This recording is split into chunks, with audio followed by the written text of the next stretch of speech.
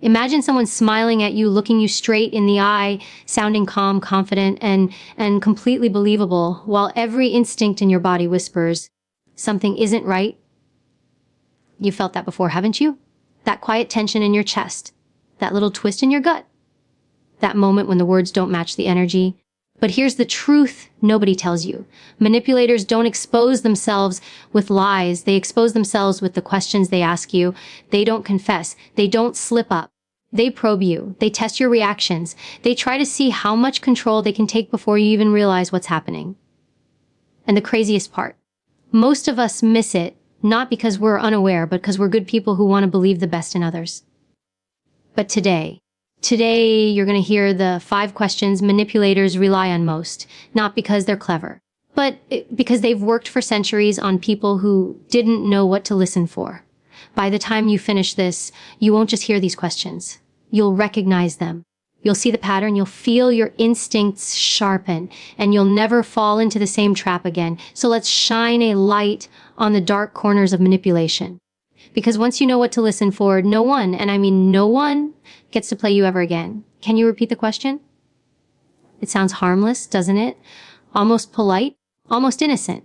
But when someone asks this, not because they didn't hear you, but because they need a moment, you're witnessing one of the simplest and most effective manipulation tactics ever used.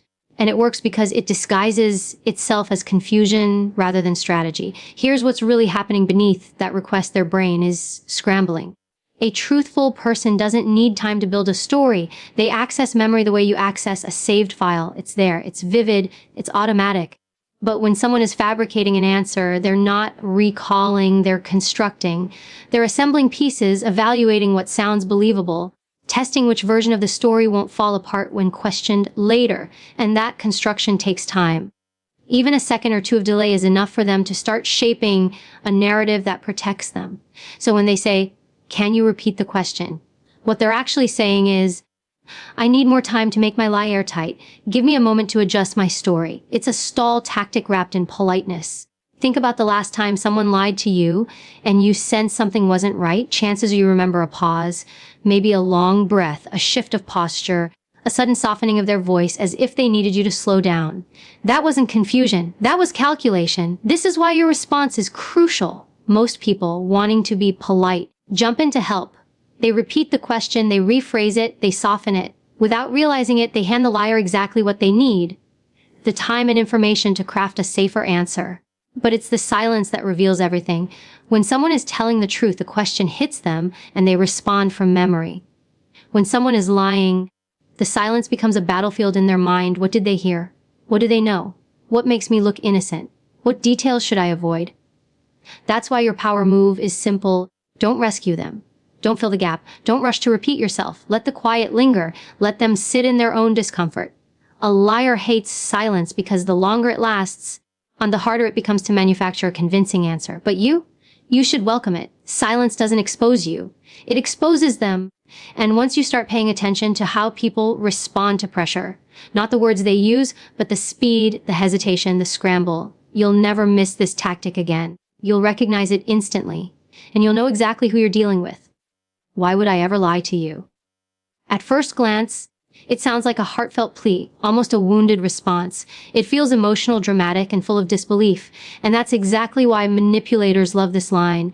It's not an answer. It's a performance. It's a strategy designed to bypass your logic and sink straight into your emotions.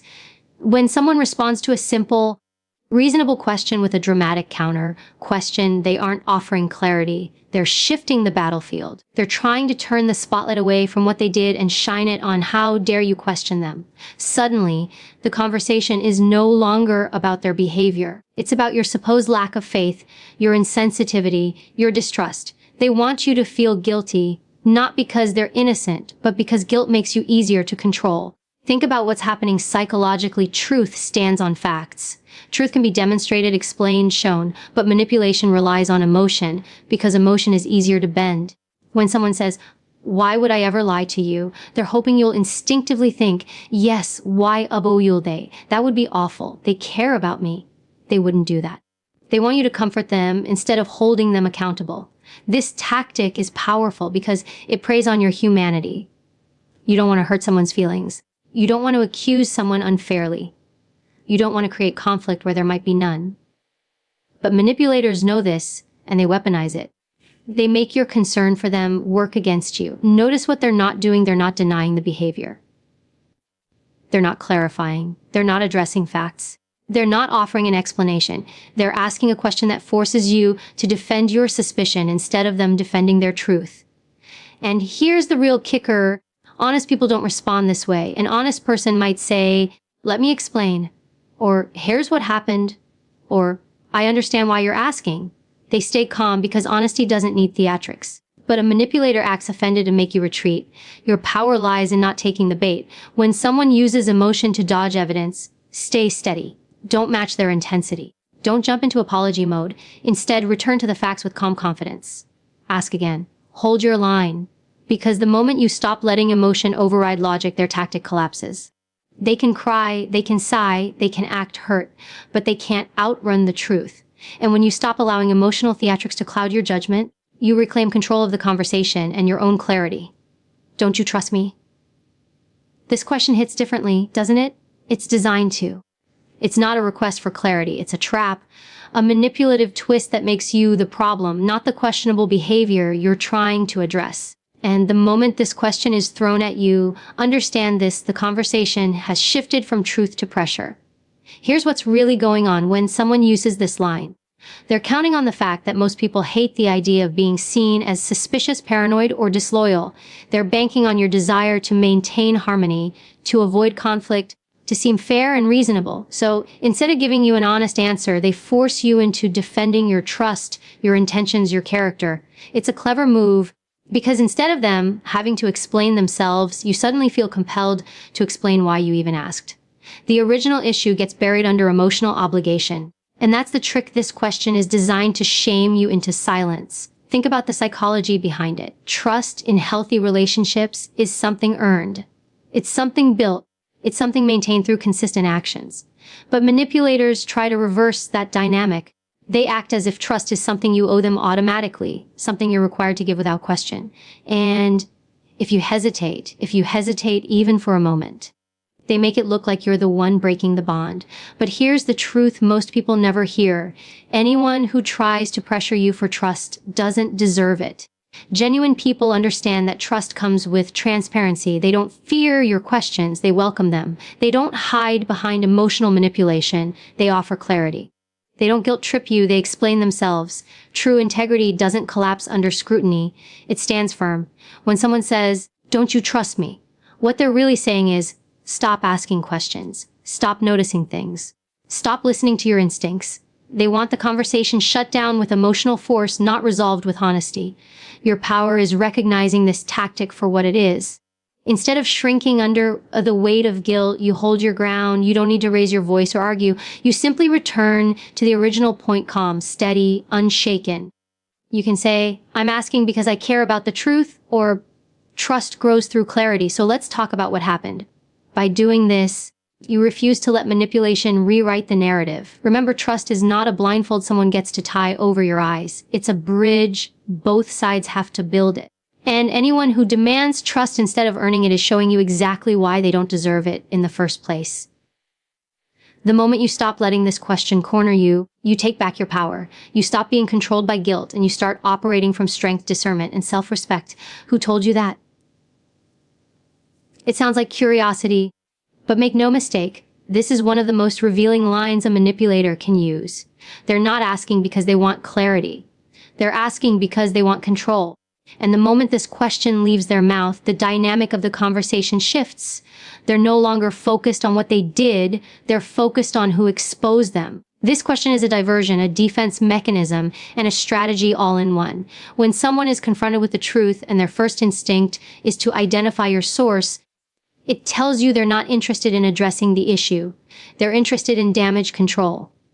They want to know how much you know, who else knows it, and how to dismantle the trail that leads back to them. The psychology behind this tactic is straightforward. If they can discredit the person who gave you the information, they believe they can discredit the information itself. They want to find the leak, the weak link, the person they can pressure, intimidate, or charm into silence. They want the conversation to shift away from their behavior and onto someone else entirely. Notice what they're not doing. They're not saying, let me explain what happened.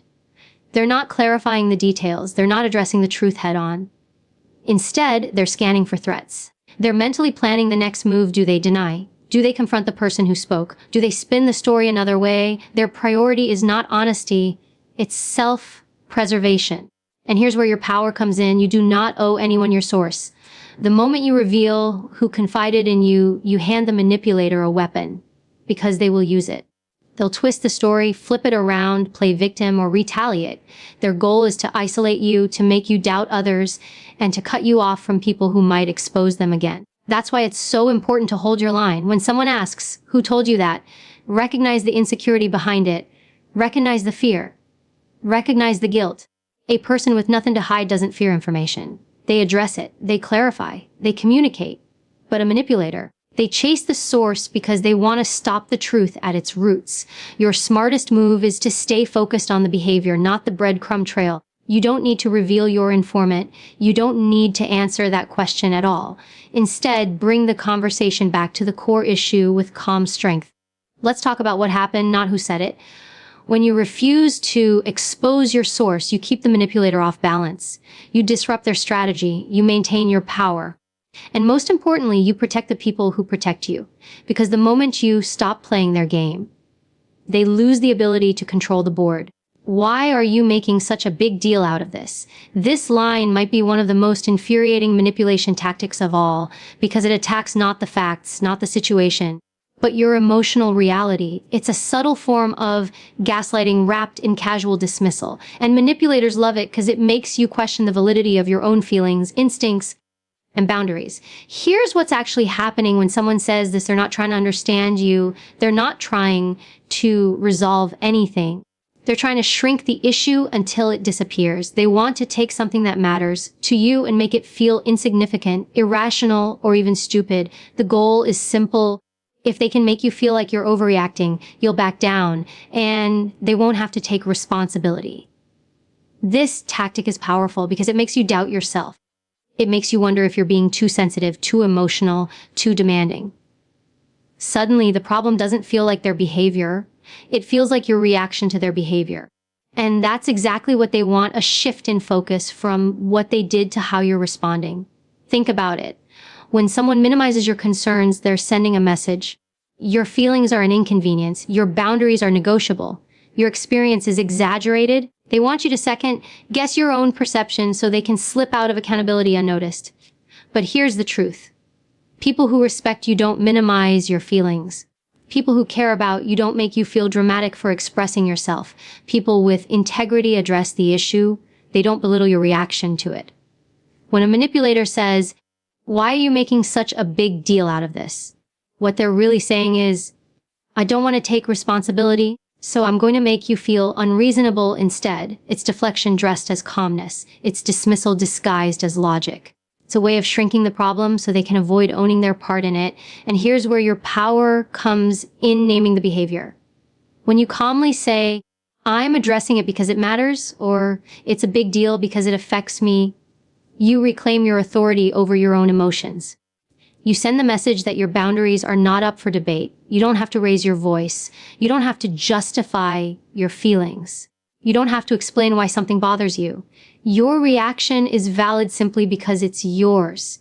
The more you stand your ground, the more you'll notice something interesting. Manipulators lose power when their tactics fail. When you don't shrink, when you don't apologize, when you don't question your sanity, they're forced to deal with the truth instead of dancing around it. And that's where real strength lies. In honoring your feelings, in protecting your boundaries, in recognizing minimizing behavior as manipulation, not wisdom. Because the moment you stop letting anyone tell you what should or shouldn't matter to you, you step into a version yourself that cannot be dismissed, diminished, or controlled.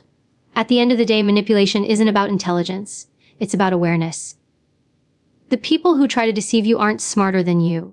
They're simply counting on you not paying attention. They're counting on your kindness, your patience, your empathy, your desire for peace. They think they can twist your instincts, rewrite your reality, and control the narrative with a few well-crafted questions. But now, You know better, you see the pattern, you hear the signals, and you understand the psychology behind every tactic. This isn't just about catching liars, it's about reclaiming your voice. It's about listening to your intuition and honoring your boundaries. It's about refusing to let anyone make you feel guilty for asking questions or crazy for noticing the truth. Your instincts are not flaws. They are warnings. Your boundaries are not barriers. They are protection. Your clarity is not confrontation. It is strength. So the next time someone tries to manipulate you with a question, remember this. You don't owe anyone blind trust. You don't owe anyone silence. And you don't owe anyone the power to shrink your reality. You are allowed to question. You are allowed to demand clarity. You are allowed to walk away from anyone who makes honesty feel like a burden. Because when you protect your peace, when you honor your intuition, when you stand tall in the truth, you become someone who cannot be played. And that is the kind of power no manipulator can ever take from you.